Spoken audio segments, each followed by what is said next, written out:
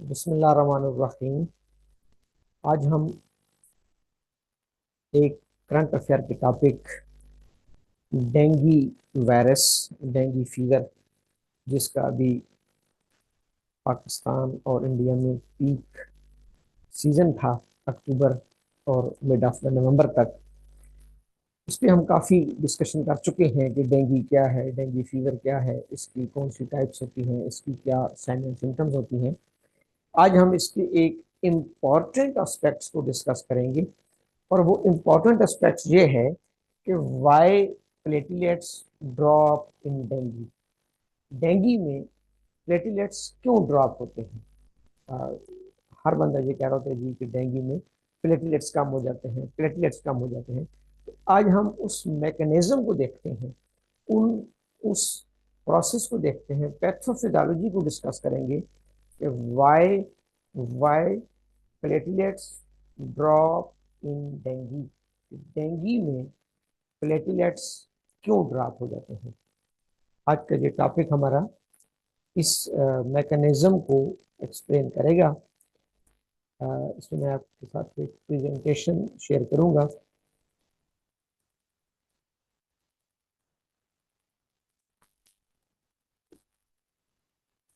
Topic का heading है, हमारे टॉपिक का जो हेडिंग होगा वो है mechanism of platelet depletion in dinghy fever. Mechanism of platelet depletion in dinghy fever, कि डेंगी फीवर में प्लेटलेट्स क्यों ड्रॉप कर जाते हैं।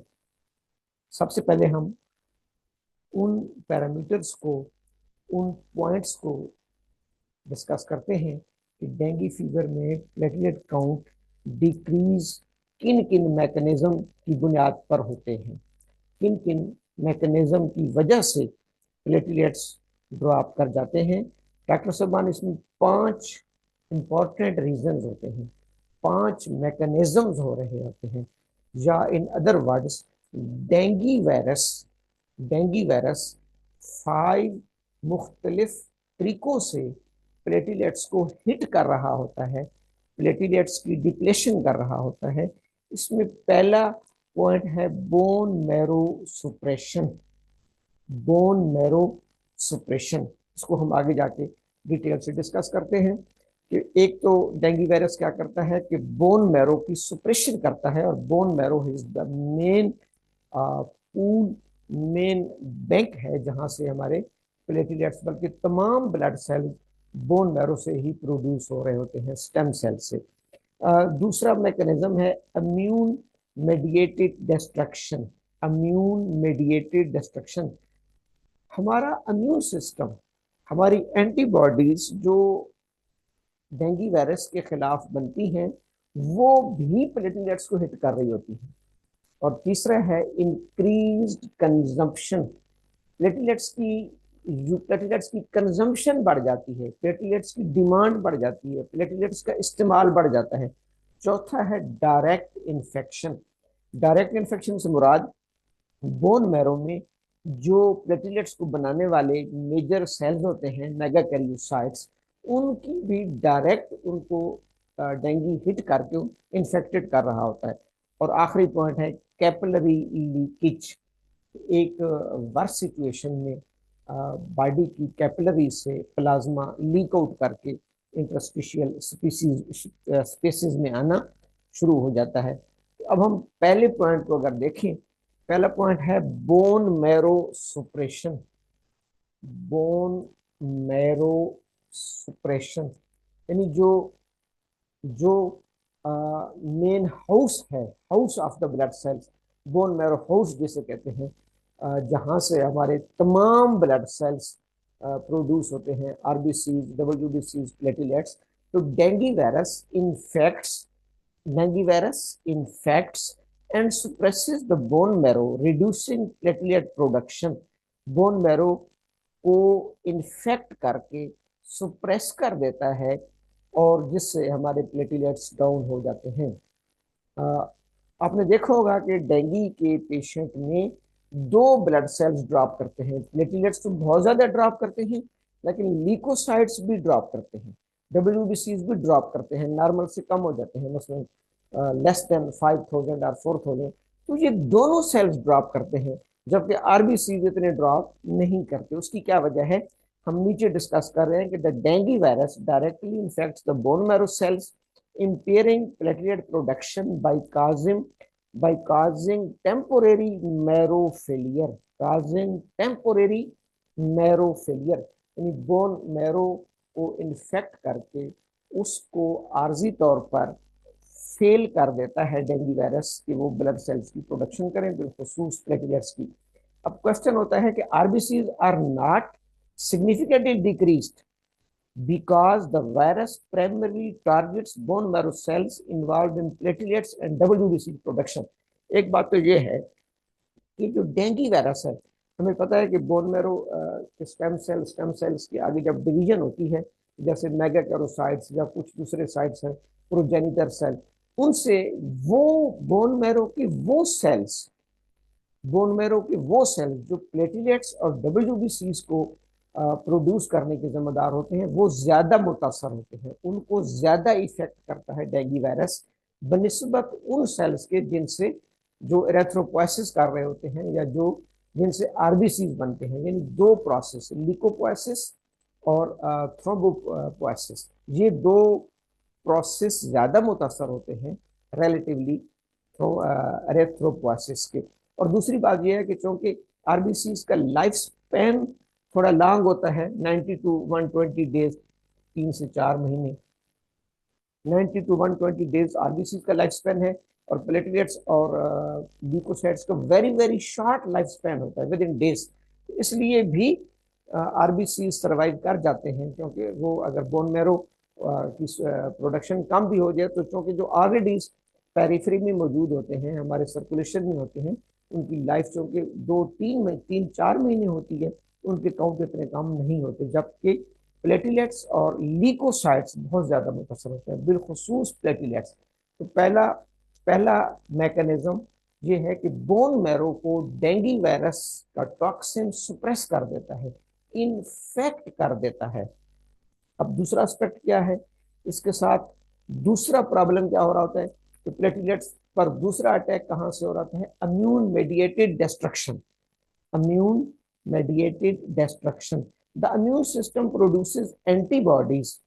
डेंगू वायरस में हमारा इम्यून सिस्टम ऐसी एंटीबॉडीज प्रोड्यूस कर रहा होता है अगेंस्ट द वायरस, हालांकि वो डेंगू वायरस के खिलाफ बनाता है, बट क्रॉस रिएक्टिविटी, जैसे नहीं होती क्रॉस फायरिंग, उसमें अपने लोग भी मारे जाते हैं। Cross reactivity leads to the destruction of platelets, लेकिन क्रॉस रिएक्टिविटी में प्लेटलेट्स को भी वो एंटीबॉडीज हिट कर रही होती हैं। ये बड़ा इंटरेस्टिंग पॉइंट है कि एंटीबॉडीज जो एक्चुअली हमारी बेनिफिट्स के लिए है, इम्यून सिस्टम हमारी बेहतरी के लिए रिस्पॉन्ड कर रहा होता है डेंगू वायरस के खिलाफ, लेकिन वहां पर एक प्रॉब्लम ये आ रहा होता है कि डेंगू वायरस के जो मालिक्यूल्स हैं और जो प्लेटलेट्स के मालिक्यूल्स हैं वो आपस में सिमिलर होते हैं। तो हमारी एंटीबॉडीज मिस्टेकनली प्लेटलेट्स को भी हिट कर रही होती हैं। The immune system generates antibodies targeting the virus, ठीक है, but due to molecular mimicry, molecular mimicry कहते हैं कि similarity between pathogen and host molecules. बाज़ औक़ात ऐसा होता है कि पैथोजन और होस्ट मॉलिक्यूल्स आपस में बहुत सिमिलर होते हैं। मैं इसको और आसान कर दूं, जैसे आपने दुश्मन की फौज को मारना है, दुश्मन को मारना है, बाज़ औक़ात उनकी उनकी जो यूनिफॉर्म है वो अपने लोगों के ड्रेस के साथ भी मैच कर रही है, तो मिस्टेकनली यानी प्रॉपर आप पहचान नहीं पा रहे हैं कि ये हमारा मुखालिफ है या हमारा सपोर्टर है, तो क्रॉस फायरिंग में वो उनको भी नुकसान पहुंचता है। बिल्कुल ऐसे ही मॉलिक्यूलर मिमिक्री, जो डेंगू सेल्स के मॉलिक्यूल्स का स्ट्रक्चर है that is too much similar with platelets, तो यहाँ पर हमारा इम्यून सिस्टम, हमारी एंटीबॉडीज मिस्टेकनली प्लेटलेट्स को भी हिट कर रही होती हैं। These antibodies mistakenly attack. These antibodies mistakenly attack platelets. जैसे ऑटोइम्यून डिजीज नहीं होती, ये यहाँ पर थोड़ा सा टेम्पोरेरी ऑटोइम्यून डिजीज वाला प्रोसेस आ रहा होता है कि हमारी एंटीबॉडीज जो डेंगू वायरस के खिलाफ बनी हैं, गलती से मिस्टेकनली प्लेटलेट्स को भी हिट करना शुरू कर देती हैं, leading to their destruction and causing a drop in platelet count. नतीजा क्या निकलता है कि प्लेटलेट्स कम होना शुरू हो जाते हैं। दो मैकेनिज्म हो गए, एक तो bone marrow suppress, bone marrow से प्रोडक्शन कम हो जाएगी। दूसरा, जो बेचारे हैं ब्लड सर्कुलेशन में पेरिफेरी में हैं, उनको एंटीबॉडीज हिट कर रही हैं। Dengue virus has a molecular structure that are similar to host cell. ये बड़ा एक वो है कि डेंगू वायरस का जो मॉलिक्यूलर स्ट्रक्चर है वो होस्ट सेल यानी प्लेटलेट्स के साथ बहुत ज्यादा मैच कर रहा होता है। Immune cross reactivity, immune response against self antigen, अपने ही एंटीजन को एंटीबॉडीज डैमेज करना शुरू कर देती हैं। तो ये दो मैकेनिज्म अभी तक हमने डिस्कस किए हैं। एक तो ये कि डेंगू का वायरस बोन मैरो को सप्रेस करेगा और बोन मैरो से प्लेटलेट्स की प्रोडक्शन को डिप्लेशन कर देगा, डिप्लाई कर देता है। दूसरा, immune mediated destruction, immune system की एंटीबॉडीज मिस्टेकनली प्लेटलेट्स को हिट करती हैं, क्योंकि प्लेटलेट्स का मॉलिक्यूलर स्ट्रक्चर डेंगू के मॉलिक्यूलर स्ट्रक्चर के साथ सिमिलर होता है। तीसरा पॉइंट है इंक्रीज्ड कंजम्पशन। इंक्रीज इन, देखिए हर तरफ से प्लेटलेट्स पर अटैक हो रहा है, हर तरह से प्लेटलेट्स प्रेशर में होते हैं। तभी तो आप देखते हैं ना कि 2.5 लाख 3 लाख से गिर के 10,000 8,000 तक भी आ जाते हैं। तो ये इतने क्यों ड्रॉप कर रहे हैं? हमारा टॉपिक आज का है कि वाई प्लेटलेट्स ड्रॉप, इतनी प्लेटलेट्स क्यों ड्रॉप कर रहे हैं? बोन मैरो सप्रेस, फैक्ट्री मुतासर हो गई, इम्यून मेडिएटेड जो बने हुए हैं वो बेचारे डिस्ट्रक्शन की जाद में आ रहे हैं। तीसरा, जो बच गए हैं, increased consumption, dengue activates the coagulation pathway. Coagulation जो हमारे ब्लड कोगुलेशन पाथवे होते हैं, क्लॉटिंग फैक्टर्स, उनको डेंगू एक्टिवेट करके प्लेटलेट्स को उधर एंगेज कर देता है। प्लेटलेट्स जो बचे हुए हैं बेचारे, जो इम्यून रिस्पॉन्स से बच जाते हैं, वो इसमें कोगुलेशन पाथवे में मसरूफ हो जाते हैं, बिजी हो जाते हैं। Dengue activates the coagulation pathway, consuming platelet in the formation of microthrombi। वो छोटे छोटे स्पॉट्स बनना शुरू हो जाते हैं। ये थोड़ा एडवांस स्टेज में होता है, जिसको वर्स्ट स्टेज कहते हैं डेंगू की। एक होता है डेंगू फीवर, एक होता है डेंगू हेमरेजिक फीवर, दूसरी खतरनाक स्टेज, और तीसरी DSS dengue shock syndrome, dengue shock syndrome. ये दूसरी और तीसरी स्टेज में इंक्रीज कंजम्पशन हो जाती है, प्लेटलेट्स माइक्रोथ्रोम्बी बनाने में मसरूफ हो जाते हैं। In dengue the virus activates coagulation pathway, in dengue the virus activates coagulation pathway leading to disseminated intravascular coagulation. Platelets are consumed in forming microthrombi within small vessels, reducing their availability. Bone marrow suppression, factory मुतासर, बड़ा आसान लफ्जों में। दूसरा, platelets को antibodies hit कर रही है। तीसरा, प्लेटलेट्स जो बचे हुए हैं उनको भी डेंगू ने इंगेज कर दिया है कोगुलेशन पाथवे में, और नतीजा क्या निकलता है? थ्रोम्बोसाइटोपिनिया। क्योंकि जो कोगुलेशन पाथवे में बिजी हो जाते हैं, जो कोगुलेशन पाथवे में मसरूफ हो जाते हैं, तो उनकी भी डिस्ट्रक्शन होती है।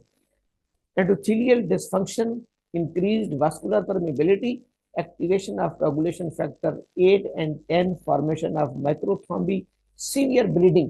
इन तमाम फिर एस्पेक्ट्स का नतीजा ये निकलता है कि पेशेंट को ब्लीडिंग स्टार्ट हो जाती है, क्योंकि फिर थ्रोम्बोसाइट्स इतने डाउन हो जाते हैं, पीछे से बोन मैरो नहीं बना रही, कुछ को इम्यून सिस्टम हिट कर रहा है, कुछ कोगुलेशन पाथवे में मसरूफ हैं। तो क्या होता है कि फिर किसी न किसी ओरेफाई से, जैसे एपिस्टेक्सिस, नाक से, एनएस से, बाजुकात यूरिनरी ट्रैक्ट से, बाजुकात गम्स से ब्लीडिंग स्टार्ट हो जाती है। तो endothelial dysfunction, increased vascular permeability, activation of coagulation factor 8 and 10, formation of microthrombi, severe bleeding।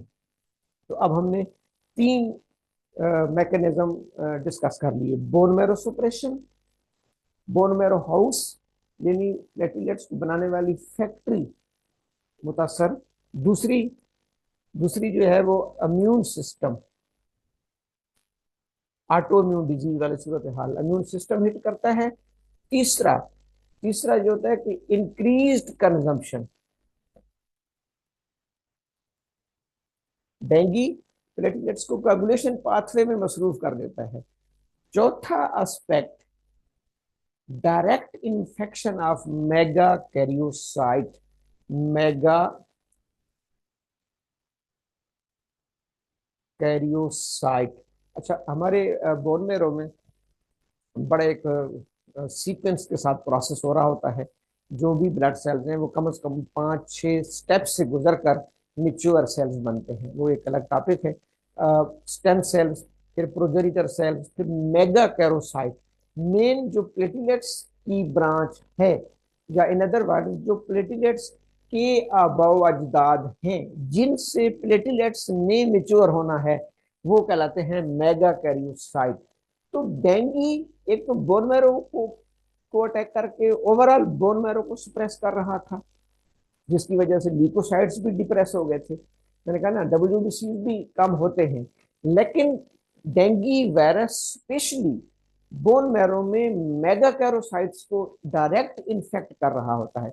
अब मेगाकैरोसाइट्स ने ही आगे प्रोसेस करके बनाने होते हैं प्लेटलेट्स। जब मेगाकैरोसाइट्स इन्फेक्टेड होते हैं तो वो क्या होता है कि वो प्लेटलेट्स बनाने की उनकी जो फंक्शनल कैपेबिलिटी है वो कम हो जाती है। The virus infects megakaryocytes, the virus infects megakaryocytes, disruption their function disruption their function and reducing platelets production। क्योंकि मेगाकैरोसाइट्स की फंक्शनल कैपेबिलिटी कम होती है तो आगे प्लेटलेट्स प्रोडक्शन भी कम हो जाती है, leading to thrombocytopenia. Decrease of platelets in the blood stream in the blood is called thrombocytopenia. तो नतीजा क्या निकलता है थ्रोम्बोसाइटोपिनिया का। Infected megakaryos inhibition of megakaryocyte maturation, ये डेंगी मेगाकैरोसाइट्स को हिट करके इनको मिच्योर ही नहीं होने देता। ये मिच्योर होंगे तो आगे प्लेटलेट्स प्रोड्यूस होंगे। तो डेंगी वायरस मेगाकैरोसाइट्स पर अटैक करके इनकी मेच्योरेशन को इनहिबिट कर देता है, रोक देता है। जब मेगाकैरोसाइट्स मिच्योर ही नहीं होंगे तो वो आगे प्लेटलेट्स को मजीद जनरेट नहीं कर पाते। Infected megakaryocytes produce fewer platelets. अब जो मेगाकैरोसाइट्स बेचारे खुद डेंगी के शिकार हो गए, इन्फेक्टेड हो गए, वो आगे प्लेटलेट्स भी बड़ी थोड़ी मिकदार में जनरेट कर रहे होते हैं। अच्छा, एक और डेंगी यहाँ पर बड़ा खतरनाक काम करता है, एपोप्टोसिस, एपोप्टोसिस ऑफ मेगाकैरोसाइट्स। इन मेगाकैरोसाइट्स की एपोप्टोसिस प्रोसेस को एक्टिवेट कर देता है, यानी प्रोग्राम सेल डेथ। मेगाकैरोसाइट्स मरना शुरू हो जाते हैं, प्रोग्राम डेथ में जाना शुरू हो जाते हैं, एपोप्टोसिस में जाना शुरू हो जाते हैं। तो हर लिहाज से डेंगी यहाँ पर मेगाकैरोसाइट्स को प्रेशराइज कर रहा होता है। मेगाकैरोसाइट्स आर दो sales which after maturation produce or generate the platelets। इन्हीं ने तो प्लेटलेट्स को बनाना होता है, इन्हीं सेल्स ने तो प्लेटलेट्स को जनरेट करना होता है। अब डेंगी वायरस मेगाकैरोसाइट्स को इन्फेक्ट करके उनकी फंक्शनल कैपेबिलिटी को कम कर रहा है, वहाँ से जो है वो प्रोडक्शन ऑफ प्लेटलेट्स डिक्रीज होगी, मेगाकैरोसाइट्स की मेचुरेशन को रोक रहा है, मेगाकैरोसाइट्स के प्रोग्राम सेल डेथ को एक्टिवेट कर रहा है, एपोप्टोसिस प्रोसेस वहां पर हो रहा है, और जो मेगाकैरोसाइट्स हैं वो डेथ में जाना शुरू हो जाते हैं। तो डॉक्टर साहब अब आप देख रहे हैं कि डेंगी कितने एस्पेक्ट से, कितने तरीकों से प्लेटलेट्स पर अटैक कर रहा होता है, जिसकी वजह से जो है ना वो बड़ी ड्रास्टिकली इनकी ड्रॉप होती है, बहुत ज्यादा ड्रॉपिंग होती है, तेजी से प्लेटलेट्स गिरते हैं। अब हम 4 एस्पेक्ट्स को डिस्कस कर चुके हैं, bone marrow suppression, factory, immune system जो सर्कुलेशन में बेचारे हैं एंटीबॉडीज की ज्यादा में आ रहे होते हैं, उसके अलावा भी जो बचे हुए हैं उनको कोagulation पाथवे में मसरूफ कर दिया जाता है, और फिर स्पेशली डेंगी बोन मैरो को इन्फेक्ट करने के बाद मेगाकैरोसाइट्स को इन्फेक्ट कर रहा है, स्पेशली प्लेटलेट्स के बावजूद आपको यही वजह है कि आपने देखा होगा कि ल्यूकोसाइट्स भी ड्रॉप करते हैं, लेकिन वो थोड़ा ड्रॉप करते हैं फिर अपनी जगह पे आ जाते हैं, क्योंकि WBC पर very very very important point, leukocytes पर डेंगू वायरस सिर्फ बोन मैरो के जरिए अटैक कर रहा है, जबकि प्लेटलेट्स पर 5 मुख्तलिफ चैनल से अटैक कर रहा है। यही वजह है कि ल्यूकोसाइट्स या WBC थोड़ा ड्रॉप करते हैं, लेकिन प्लेटलेट्स बहुत तेजी से और बहुत जिसे कहते हैं डेंजरसली ड्रॉप कर रहे होते हैं। आखिरी एस्पेक्ट जो है वो that is capillary leakage. Capillary leakage ये भी एडवांस स्टेज में होती है डेंगू हेमरेजिक फीवर में। Plasma leakage in severe cases causes haemo concentration and dilutional thrombocytopenia. फिर एक स्टेज ऐसी आती है कि छोटी वेसल से बिलखसूस कैपिलरी से प्लाज्मा लीक आउट करना शुरू कर देता है, fluid loss. Fluid loss, plasma leak out of the blood vessels leading to decrease in blood volume. अच्छा, जब प्लाज्मा लीक आउट करता है तो ओवरऑल हमारा ब्लड वॉल्यूम डिक्रीज कर जाता है। उस ब्लड वॉल्यूम के डिक्रीज करने से क्या होता है कि हीमो कंसेंट्रेशन बढ़ जाती है। concentration of blood cells as fluid lost, the concentration of blood cells increasing, leading to increased hematocrit, leading to increased RBCs। मैंने कहा ना कि आरबीसीज की क्योंकि लाइफ स्पैन ज्यादा है। दूसरा, आरबीसीज का जो एंसेस्टर सेल है, जो अबावजाद है, उनको डेंगू इतना ज्यादा मुतासर नहीं कर रहा जितना प्लेटलेट्स को कर रहा है। तो आरबीसीज की कंसेंट्रेशन बढ़ जाती है, प्लाज्मा की कम हो जाती है। तो आपने देखा होगा कि डेंगू के पेशेंट में जो हम सीबीसी पैरामीटर कराते हैं, सीबीसी पैरामीटर डेंगू 4 होते हैं, 4। एक तो WBC और एक प्लेटलेट्स, ये दोनों तो ड्रॉप करते हैं। ये बड़ी आसान सी पहचान है कि आप सिर्फ डेंगू सीबीसी करवा लें। डेंगू सीबीसी में सिर्फ 4 पैरामीटर, तो इसमें WBC और प्लेटलेट्स फॉल करते हैं, और HB और हेमेटोक्रिट HCT जो आरबीसी के मुतलका पैरामीटर है वो रेज हो जाते हैं। तो इसने यही लिखा है कि वो रेज क्यों होते हैं, due to fluid loss increasing increases leading to increased hematocrit. लेकिन ये पहली स्टेज में नहीं होता, ये दूसरी तीसरी स्टेज में जाकर हेमेटोक्रिट बढ़ जाता है। Dilution of platelets, the dilution of blood can lead to decrease in platelet count. अच्छा, जब ब्लड वॉल्यूम कम होता है, फ्लूइड लॉस होता है, तो यहाँ पर अक्सर प्रैक्टिशनर्स एक मिस्टेक करते हैं कि उसको फ्लूइड देना शुरू कर देते हैं, आईवी फ्लूइड्स, ड्रिप्स वगैरह। तो जितनी ज़्यादा उस वक्त आप उसको ड्रिप्स लगाते हैं तो वो क्या करता है कि प्लेटलेट्स की डाइल्यूशन कर देता है, डाइल्यूशन ऑफ प्लेटलेट्स, उससे और प्लेटलेट्स गिर जाते हैं। ये दूसरी और तीसरी स्टेज में बड़ा एहतियात करना पड़ता है। इसको कहते हैं डाइल्यूशनल थ्रोम्बोसाइटोपिनिया। डाइल्यूशनल थ्रोम्बोसाइटोपिनिया यानी ब्लड वॉल्यूम को बढ़ाने के लिए आप अगर धड़ाधड़ बेदरेग आईवी फ्लूइड देंगे तो वो प्लेटलेट्स की भी क्या करता है, डाइल्यूशन करता है, और प्लेटलेट्स डिक्रीज करते हैं। तो यूं 5 मुख्तलिफ एस्पेक्ट से, 5 मुख्तलिफ तरीकों से डेंगू वायरस प्लेटलेट्स को हिट कर रहा होता है। पहला, बोन मैरो की सुप्रेशन करके। दूसरा, इम्यून मेडिएटेड रिस्पॉन्स यानी एंटीबॉडीज के जरिए। तीसरा, कोगुलेशन पाथवे में प्लेटलेट्स को इंगेज करता है। चौथा, डायरेक्ट इन्फेक्शन ऑफ मेगाकैरोसाइट। और पांचवा, कैपिलरी लीकेज यानी जिसको कहते हैं कि हीमो कंसंट्रेशन और डाइल्यूशन थ्रोम्बोसाइटोपिनिया। ये 5 एस्पेक्ट से जब अटैक करता है डेंगू तो प्लेटलेट्स बहुत तेजी से ड्रॉप होना शुरू हो जाते हैं। ये आज का मुख्तसर सा एक लेक्चर था, जो बड़ा ज़रूरी था, क्योंकि अक्सर हम ये तो देखते हैं कि डेंगू में प्लेटलेट्स ड्रॉप करते हैं, लेकिन clearly know that we should clearly know that कि what is the mechanism. Mechanism क्या है, इसके पीछे पैथोफिजियोलॉजी क्या है, कि वाई प्लेटलेट्स ड्रॉप इतनी रैपिडली एंड डेंजरसली, इतनी खतरनाक डिप्लेशन क्यों होती है, या इतनी तेजी से प्लेटलेट्स क्यों ड्रॉप होते हैं, इसके पीछे कौन कौन से मैकेनिज्म्स कार फरमा है, आज हमने उन मैकेनिज्म को डिस्कस किया है।